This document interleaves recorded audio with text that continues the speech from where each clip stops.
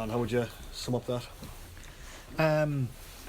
Yeah, we're disappointed. Was I think Rovers are a very good team. We've said that all along. They've had a strong team over the last couple of years, but this year they've brought in a couple of very quality players. But overall, the game was, I think the killer was we gave away a soft first goal, and I suppose you look at our back three: McCarthy, McLaughlin, Casey. They're 20, 21. They're young guys. Brilliant attitude, brilliant ability, but certainly we got caught for one or two goals tonight. I think overall, we got back in the match at 2-1.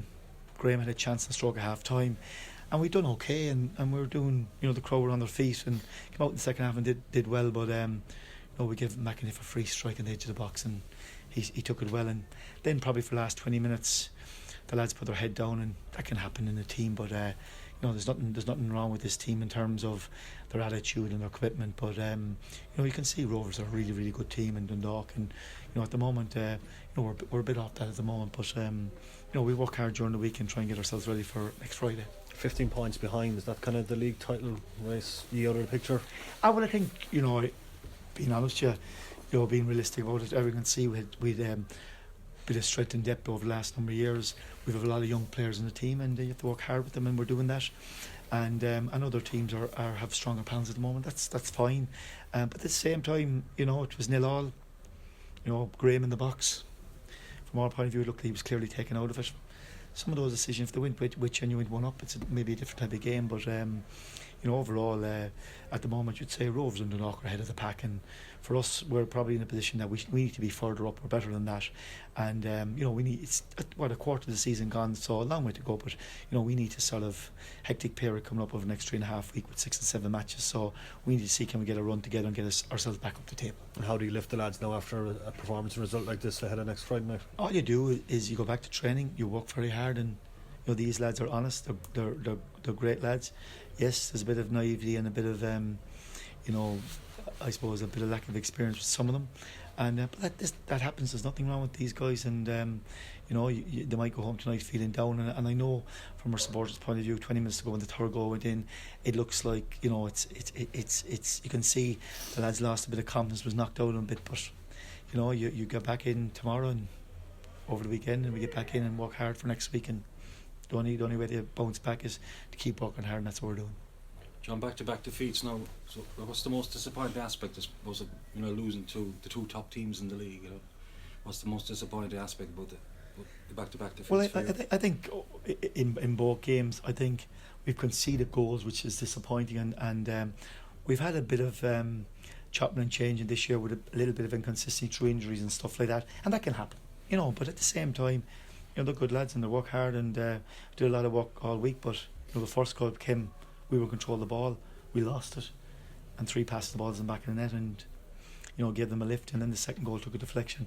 But still, the lads kept going, came back into the match, and did well. And we're just, I suppose, overall, sometimes there's a few things not going for the team, and you can't lie down. You have to stand up and take the criticism and drive on. And I can say it's disappointing for the supporters because we've been at the top for the last 5 years, and that is tough for them to take. But there's rebuilding to be done. We still need everyone to get behind the team. Lots and lots of games, and we need to see can we get back into that top 3 and compete for Europe. And that's why we'll work so hard on doing that. How would you react, John, to some of the criticism has been like especially at home, to have a cut off teams and to play not the one up top, go with the 2 up top, and to have a real go off a team? Like, how would you react to that kind of criticism? Well, look, it's easy. I suppose supporters are entitled to criticise. Generally, since the day I've come in, the support has been phenomenal, great support. You'll always have criticism. Even when we won the double, there was criticism. So that's just the way it is. We played that system for a number of years with the 3 2 wide and one up top. To be honest, the problem tonight is that Shamrock Rovers play one up front, Dundalk play one up front. We play one up front, we don't win, and with the 2 wide wingers, and we play that system because if you don't dominate the middle of the park, you have no chance. And Rovers dominated the middle of the park for a good part of the night. But overall, there was parts of the match where there wasn't much in the game. I keep saying with a goal disallowed. It was at a crucial stage of the match in the first half, and it didn't look offside, but it was given. So at the moment, some decisions haven't gone our way, and that's just the way it is. We came out in the second half. We did very well. We tried to take the game to them, but we gave McAniff a chance to get the third goal, and he did. And in the end, it looked a comfortable win for Rovers, and fair produced them their top side. And Stephen has been there three or 4 years, and in fairness to his crowd, they're singing his name. They hadn't been for a long time, but he deserves that break. But for us, we have a lot of work to do, and we know that. And from the very start of the season, we've said that. We've never complained about squads or budgets or anything like that. We just got on with it, and that's what we continue to do. 3,500 or 3,300, John, of a crowd. Is that disappointing for a game against Rovers? You would think so. I think a lot of attractions are out there, and and I suppose at the end of the day, maybe some of the crowd feel that we're not going to challenge this year with the way it's the start of the season, with the way the panel is and the squad, and and that's just the way it goes. Cork in every sport is difficult, and you have to just work hard, and the crowd can. I suppose it was disappointing, but it was Munster distraction, Liverpool on the box, wet night maybe so. Yeah. But John, can you put your finger on why, particularly in midfield, the lads haven't been able to reproduce what they did against those, which seemed to be a real coaxing performance, intense, closing at the lane, getting on the front foot. I think you said it didn't happen in Dundalk, and to a large extent it didn't really happen tonight. I mean, is that confidence? Is it what's Gary Garage? And obviously Garage had been flying with the goals he scored. It is confidence, but to be fair to Rovers, you have to look at the quality of the teams as well. Are Rovers better than Bohemians? They are. They've seriously quality players in there, but the lads worked very hard, and there was parts of the match tonight we did very well. We were getting the ball wide. Kevin O'Connor was causing problems down the left, and we got in quite a number of times, particularly in the first half. And but you look at the first goal, lost a soft ball, and the ball's in the back of the net, and the second goal we backed off a bit, and the deflection went in. So these things happen, and guys will learn from that. And we have a lot of players out there, as I keep saying, younger fellas come through, disappointed the middle three, because they've been phenomenal for us, and they will be throughout the season, because they never hide. But overall, there was parts of it they did well, and there was other times they couldn't get to it, and that also is a bit of Rovers' quality as well. And just as a matter of interest, you say Rovers are better than Bows. Do you think they're better than Dundalk in terms of who you've played this season? Well, I think it's early, Liam, and to be fair to them, they to be fair to Dundalk, and you look at the squad and the panel and the number of players that had been missing last week, I think it'll be interesting.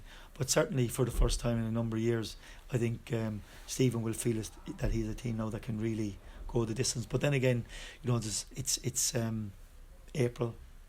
When you get into late August, September, and you're in that position near the top, and if it's close and the pressure's on you, that can have an effect. So a long way to go, first quarter season, but certainly Rovers have a very, very good team. There's no doubt about that. When would you hope to have Darragh O'Connor back, John? Hopefully in the next 2 weeks. Certainly he'll give us a lift, because we need someone with a bit of creativity on the wing, and we'd hope in the next 2 weeks we'd have him back. Yeah, so and as well as that, probably Cullum Hall will be out for a little while. But look, overall, it's I can't say tonight. Last week we were disappointed we didn't create. Tonight I think we at times did very well, and we created quite a few chances. And I think there was just a couple of things that didn't go our way. But Rovers, to be fair to them, were good. And look, it's easy when third goal goes in, 3-1 down, 20 minutes to go. It's easy for everyone saying there's loads of problems there. A 2-1 there wasn't lots of problems. We were well in the match, but at the moment we're probably down a little bit in confidence, and defeats do that to you, and you have to just go back and work hard. John, just a quick one there. You mentioned there about the last 5 years being pretty good to Cork City. I feel like it's kind of turned a bit now. I mean, you've been going toe to toe with the likes of Dundalk and Shamrock Rovers, and been ahead of them over the past couple of years. It now looks like it's turned, and it's Shamrock Rovers, it's Dundalk. But do you think Cork City, as a football club, is equipped to turn this around and again be able to go toe to toe and fight for the top position in the league? I mean, this is something that's kind of different for you, really, isn't it, compared to the last 5 years? No, I wouldn't think so, King. So the first year we came in, we had no players. We started from the basics. We were in debt, and we worked very hard for 2 years to clear the debt.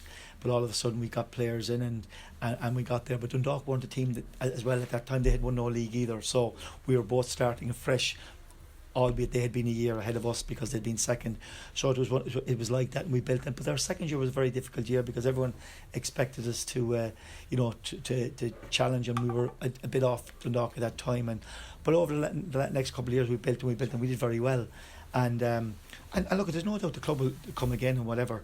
But at the same time, there is huge investment there, and I suppose we've taken a different position, this year, and we have to work hard. And we will, and there's lots of young fellas coming through. But to go from young coming into the team to staying at the top with the squads that are out there and the squads that we had previously, you know what I mean, and the strength and depth just take time. And we're trying to bring young fellas through. People want to see that, but coming in to compete and straight at the top is difficult. There's a bit of learning to do there, and that will happen. There's no doubt. I suppose is a situation that this year we'll be at the top. Of course, it was always difficult from the start when we lost so many quality and experienced guys, and we brought in different younger players. So that will take a bit of time. But do I think the club is in a good position? I do. We're out of debt. We're making money, and we've lots of underage teams coming through. But the challenge at the top of the league, as we've found, it's tough year in year out. And we're working hard, and there's no easy answer other than getting on the training pitch and doing. I suppose in the bigger picture, if people think that there's a magic wand, it's not. Maybe the thing maybe we undervalued or underappreciated how good our teams had been, and sometimes when you're at the top, maybe you think it's just going to happen, and when you make changes and pull things back, you think it'll still be the same. And you have to, as I said, when you're up there, you have to keep getting stronger and stronger. And we have a lot of work to do, but there's no doubt there's a lot of talent within the group and a lot of young talent coming through, and we have to persist with that. And the more games